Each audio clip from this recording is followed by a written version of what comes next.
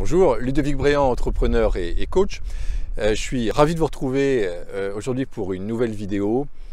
Dans le Pays Basque enneigé, donc c'est une journée vraiment exceptionnelle. Un clin d'œil certainement de la nature pour moi, parce que c'est la première fois que je vois le Pays Basque sous la neige comme ça, enfin en tout cas en bord de côte.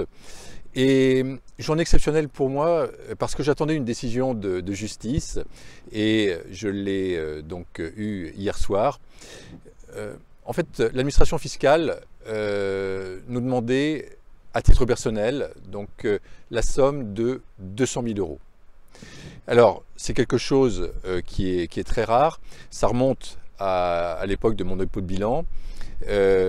Quand mon entreprise était en difficulté, donc bien sûr on suivait les préconisations de nos conseils qui nous disaient surtout déclarer les impôts, déclarer la TVA, mais ne la payez pas, mais en tout cas faites vos déclarations en temps et en heure. Donc on a scrupuleusement respecté les choses.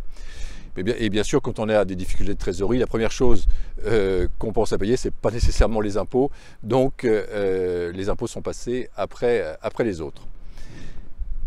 Et il y a peut-être 3 ans, nous recevons une assignation à titre personnel, enfin, donc la famille en fait, Valérie et moi, à hauteur de 200 000 euros. Alors c'est colossal, donc bien sûr j'ai été extrêmement étonné, on a interrogé nos conseils qui nous dit écoutez, on n'a jamais vu ça.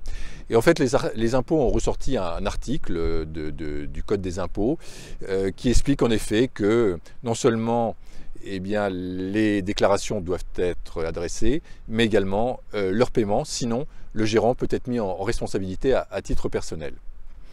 Alors, on confie donc ce dossier à notre conseil, un conseil parisien spécialisé en fiscalité, notre conseil habituel. Il regarde le dossier, il nous dit « Oh là là, mais ce dossier il est compliqué ». En fait, il n'y croyait pas, il nous disait « Non, je pense que l'administration a suffisamment d'éléments pour nous embêter, donc il y a peu de chances qu'on gagne, etc. etc. » Donc, mon intuition, au fond de moi, je sentais qu'il fallait faire différemment, il fallait trouver un autre conseil. Donc je vois encore ma collaboratrice m'appeler, j'étais donc en train de prendre le métro et je lui dis écoutez Marie-Laure, je pense qu'il faut qu'on trouve une autre solution, je ne sens pas du tout ce conseil, on va à l'échec. Et donc on s'est mis à la recherche d'un autre conseil qu'on a trouvé par recommandation. Alors il m'autorise à citer son nom, donc je le fais volontiers, c'est maître Frédéric Naïm, donc spécialisé en fiscalité. Et donc il reçoit le dossier, il regarde, il lui dit non, écoutez, ce dossier, je pense qu'il est gagnable, j'y crois, en tout cas je vais y mettre toute mon énergie. Donc on a gagné en première instance, en province, et ce dossier ensuite, enfin l'administration fiscale s'est accrochée, a fait appel, et on est passé donc devant la cour d'appel il y a un petit peu plus d'1 mois, et donc on attendait le délibéré, enfin on attendait l'arrêt, on appelle ça. Alors je ne vais pas être trop technique bien sûr, mais on a eu gain de cause, totalement gain de cause. Les juges ont considéré que je n'avais pas à payer, en tout cas à titre personnel, bien sûr, cet impôt. Et donc, bien sûr, on est tout à fait soulagé parce que 200 000 euros, c'est une somme considérable. Je ne sais pas comment on l'aurait payé, mais enfin, bon, on trouve des solutions à tout problème. Mais là, le problème était important. Alors, par rapport à ça, c'est vrai que c'est quelque chose que je n'ai pas beaucoup partagé autour de moi. Valérie, ma femme, était très confiante dès le départ, et très intuitive et très confiante. Elle m'a soutenu, encouragé dans cette épreuve. Et moi, j'ai fini par me remettre complètement à l'univers. Je lui dis, écoute, voilà, je me remets à plus grand que moi, et je lui dis, écoute, en gros, fais ce que tu veux. Si je dois payer cette somme, si on doit payer cette somme, on trouvera les solutions. Et si c'est pas juste de la payer, eh bien, on sait que l'arrêt sera en notre faveur.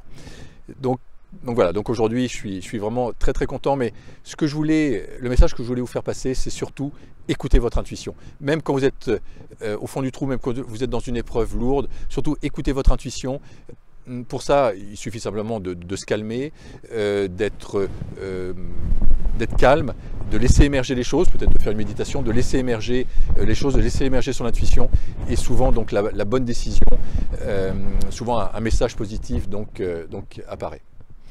Voilà, je vous souhaite le meilleur. C'était Ludovic Bréant qui vous aide à entreprendre pour participer à la création d'un monde meilleur. Si vous avez aimé cette vidéo, n'hésitez pas à la liker et à la partager. Donc, je vous souhaite encore une fois le meilleur et je vous dis à très bientôt.